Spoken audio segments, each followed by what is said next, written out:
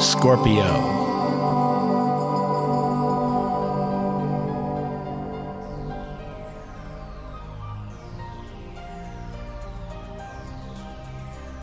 Scorpio, this is your astrological forecast for August 2015, and I'd like to say brace yourself for this month as far as your career goes. Now you have Sun, Mercury, Venus, Jupiter, and the new moon in your career area, and one way or another something is opening up for you. And now last month or in July you had ample time to kind of recharge. Maybe most of you were out on vacation as your planets were in the 9th house for long distance travel, or just at least seeking higher grounds in your consciousness, or even for some of you preparing for what now is coming in August. So I'm feeling the door is going to fling open for you. The Sun is your essence, the I am of who you are. It's focused here in midheaven, so you have your goals cut out for you.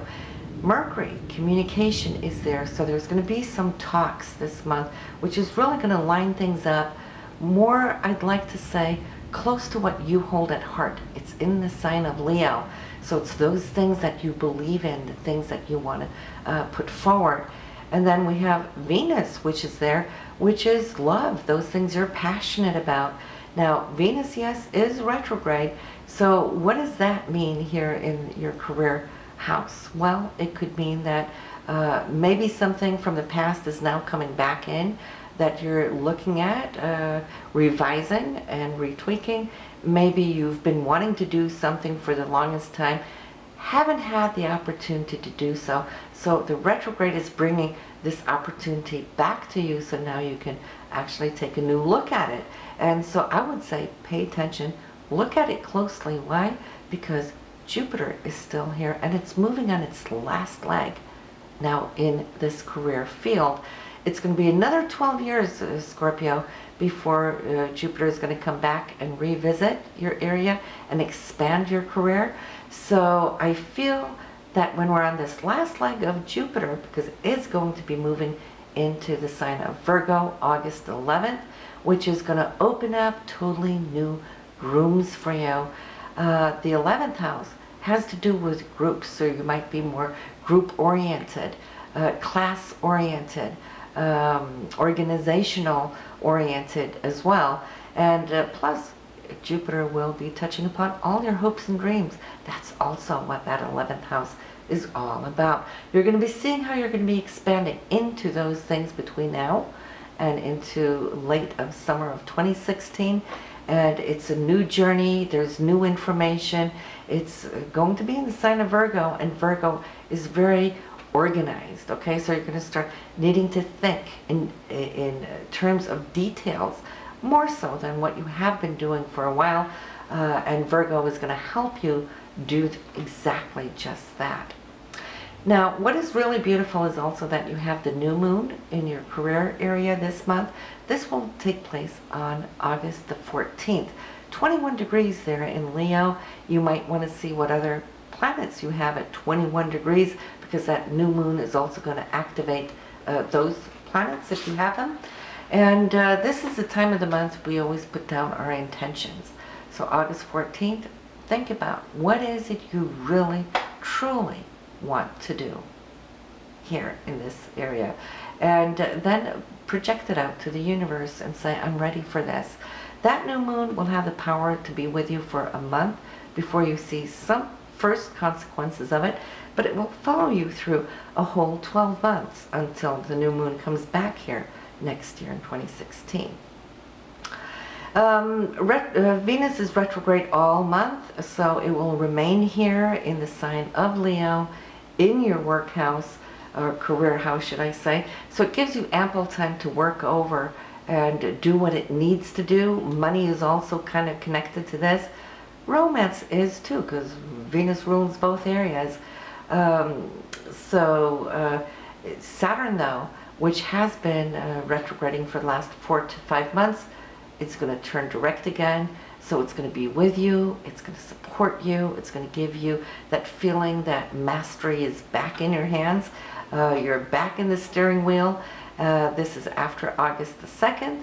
Even though it's moving direct again, it's going to be on a standstill for a couple of weeks. It takes time for a big body to turn direction and start picking up speed again. So for the most part, here in August, you won't feel or see too much of it, but it's there. And it's your first house, and that's your integrity. It's the I am. It's you now calling the shots. You're back online. You might have felt these last few months had all about wrapping up loose ends from earlier projects, but that is now a sealed deal.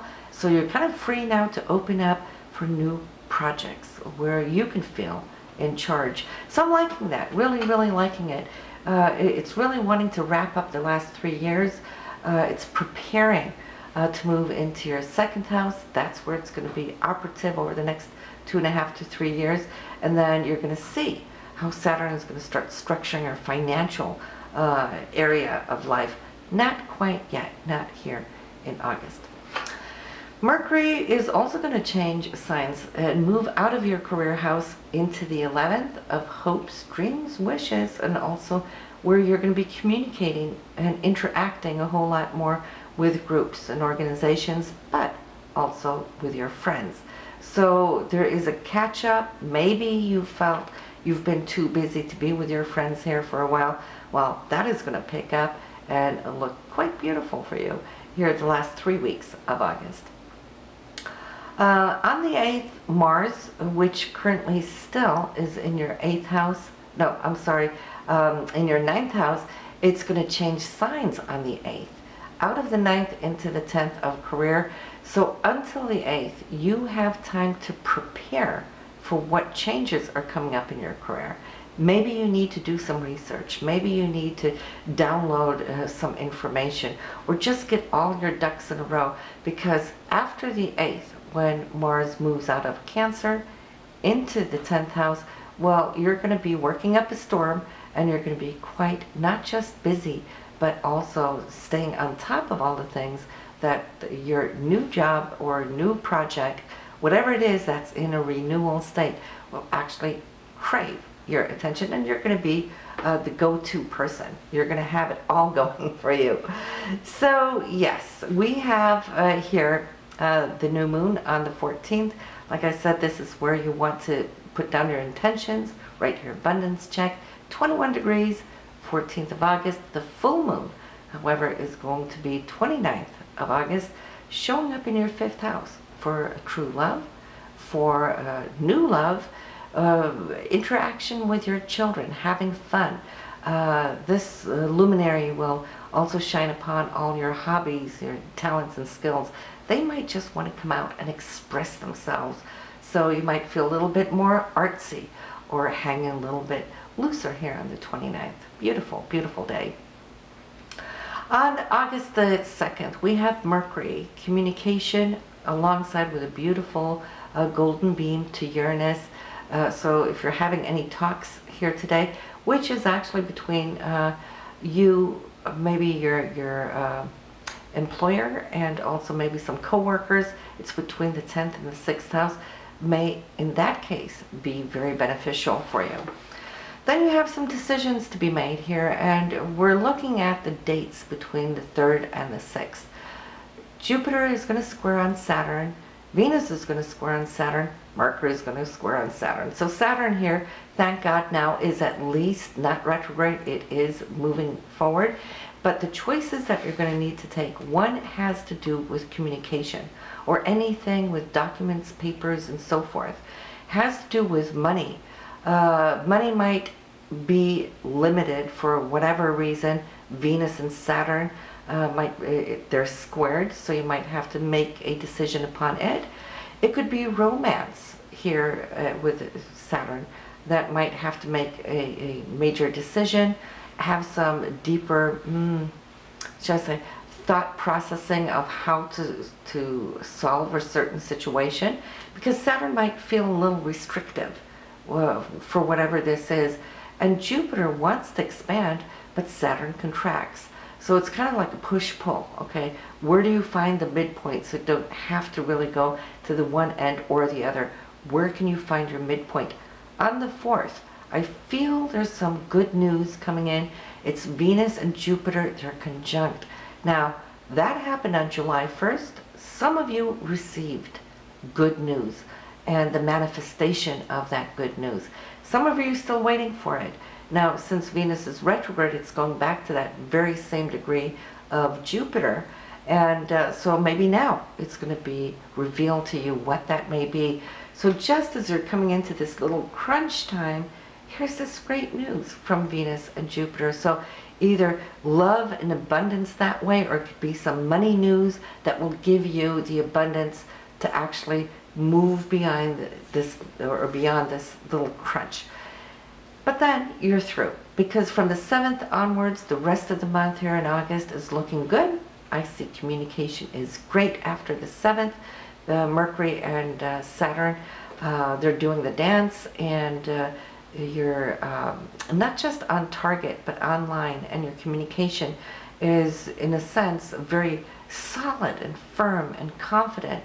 You're using your Saturn now to step up, to step forward, to move forward, and believing in what it is you're actually now communicating. So I'm feeling that we have on the 15th also the Sun and Venus, which will be conjunct. This is a day where there's joy, hope, laughter, and also a day to renew whatever you need to renew. This will be followed here on the 19th with Venus and Uranus also in a trine. And so that comes between the area of work and co-workers. Something here I feel is going to open up and give you not just the outer charisma that you're going to be radiating, but it's also what you're receiving. So some good kudos coming in, great information. There's a feeling of being, in the flow. So, and then the rest of the month is relatively quiet. Normally we have like this long list with aspects and transits and whatnot, but it's not. And since the outer planets this month are all retrograde, it's giving you time to reflect and work deeper on matters. One of them has to do with how you communicate. That's Pluto in the 3rd house. Are you communicating enough? Are you holding too much back? Is something too blunt and direct, or should I soften it a bit? That's your Pluto right now. But it's also imparting with wisdom and knowledge. And Uranus in the 6th house is your work atmosphere. So it being retrograde there is you looking back at the past, how your work patterns have been. How can you tweak it?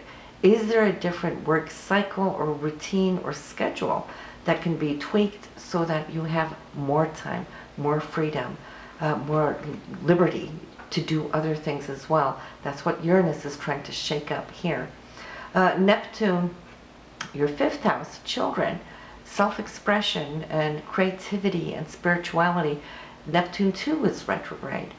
In this area, it's asking you to find your inner peace, your stillness, so that you could find that inner voice that wants to be heard.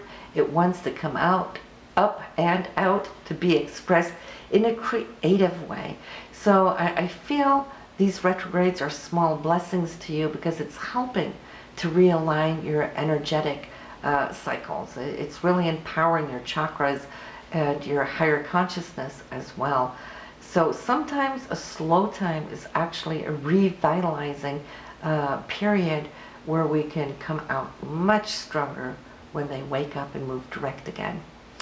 So it's an interesting time, but like I said, the main focus right now, August, is work and it's children. You got that full moon there in the 5th house with your children and also your partner. Be creative, find time to have fun, and you will just absolutely do great, Scorpio. And if you haven't listened to the tarot readings for August, I would recommend that you do. Astrology gives us one set of insights. The tarot gives a totally different insight, and I love the tarot for that reason. It shows people and places and circumstances who will come up and interact with you this month. So definitely do listen to that as well. Listen to your partner's charts, and it will give you a whole lot to look forward to. We have a beautiful month here in August. So have a wonderful summer. I'll see you in September. Bye now.